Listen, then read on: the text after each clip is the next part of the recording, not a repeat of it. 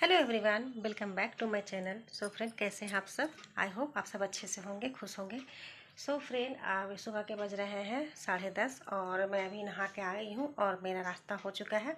तो आज मैंने नाश्ते में बनाया था केले की सब्जी और रोटी, और बच्चों को मैंने लंच में दिया था मीठा वाला छिलका, क्योंकि सुबह में इतनी जल्दी लंच बनाना इतना आसान नहीं होता है, बहुत देर हो जाती है और बच्चों के जाने का टाइम भी जल्दी जल्दी फिक्स हो जाता है।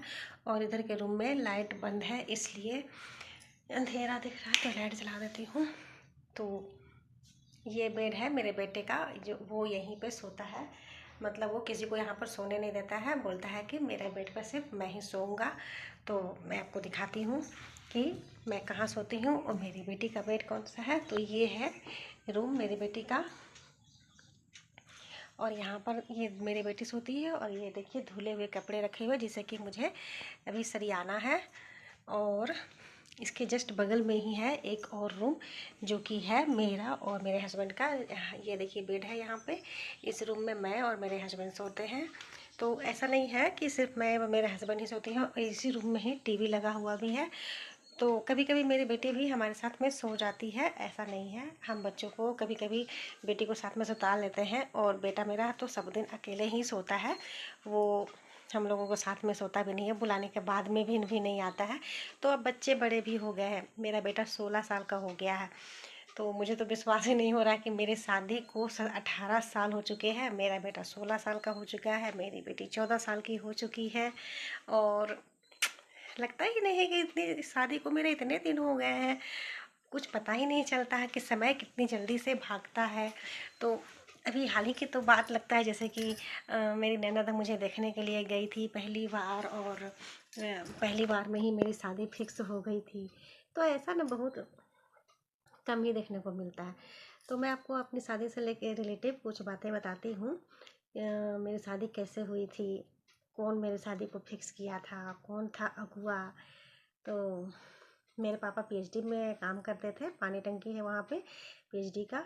तो वहीं पे थी नगर निगम के जरिए ट्रैक्टर से पानी, टैंकर से पानी का टैंकर जाता था, तो उसे चलाने वाले एक ड्राइवर थे जो कि वहाँ काम करते थे। तो वो हमारे जान पहचान के थे, तो वो उनका परिवार यहाँ रांची में ही रहता था। तो वो उन्हीं के बगल, वो भी उनके भी पिता जो थे वो करते थे पीएचडी में काम। मेरे पापा भी पीएचडी में काम करते थे, मेरे ससुर जी भी पीएचडी में काम करते थे। और उनके पिता भी, जो हमारे अगुआ बने थे, उनके पिता भी पीएचडी में काम करते थे। तो उनको पता था इनके बारे में, मतलब ये दोस्त ही थे, आमने सामने थे, जान पहचान था। तो वो मेरे पापा से मिले तो बोले ना कि थी एक लड़का है रांची में, जो शादी करिएगा तो बात करते हैं। तो मेरे पापा ने कहा कि नेकी और पूछ पूछ बताइए। तो रांची मेरे पापा अकेले गए थे, उनके साथ में ही इनको देखने के लिए आए हुए थे रांची में। तो ये पसंद आ गए थे, अपना काम कर रहे थे, इनका अपना ही दुकान था। तो मतलब कि पापा देखे कमाने खाने वाला लड़का है, सर्विस सर्विस करने बस। तो अब मेरे पापा को पसंद आ गए, और मेरे पापा ने बुलाया उन लोगों को भी देखने के लिए। तो मुझे देखने के लिए यहाँ से मेरी बड़ी वाली ननद और मेरे ससुर जी गए थे, और साथ में अगुआ जो बने थे वो थे। तो मैं पहली बार मैं जब गई थी तो मैंने एक सूट पहना था, वाइट और मेहंदी ग्रीन कलर का था। पता नहीं क्यों मेरी ये आँख जो है बार बार चिपक रहे हैं, और क्या होता है ना, ये अथी ऐसे से झटक रहे हैं, समझ में नहीं आ रहा कि क्या हुआ है। तो वो आए थे देखने के लिए, तो मुझे इतना डर लग रहा था, इतना डर लग रहा था कि मैं कैसे जाऊंगी, क्या करूँगी, क्या बोलूँगी, क्या कहेंगे, क्या सवाल पूछेंगे। क्योंकि पहले का तो आप जानते थे कितने सवाल पूछते थे लड़कियों से शादी से पहले। तो लेकिन ऐसा कुछ हुआ नहीं था। बस मेरी ननद के सामने मैं गई।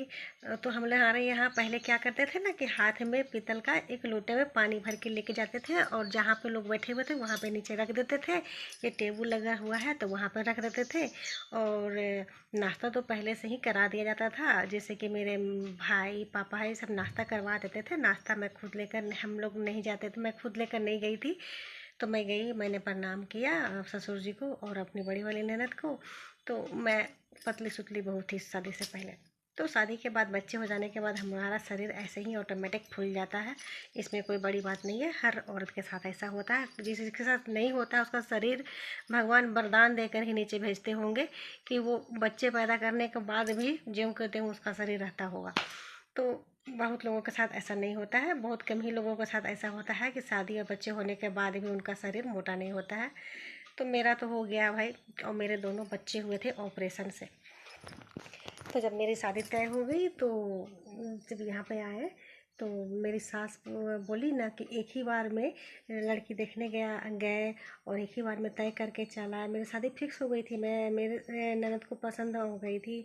तो जो अगुआ थे उन्होंने बोला कि शादी आप करना चाहते हैं, पसंद भी आ गई है, तो ऐसा करिए कुछ आप हाथ में नथी दे के, शगुन दे के रिश्ता को पक्का कर लीजिए, ये अच्छा रहेगा। तो मेरे पापा ने शगुन दे के रिश्ते को पक्का कर लिया था। सो फ्रेंड, अभी कोई बाहर में आया था तो मैं चली गई थी बाहर देखने के लिए।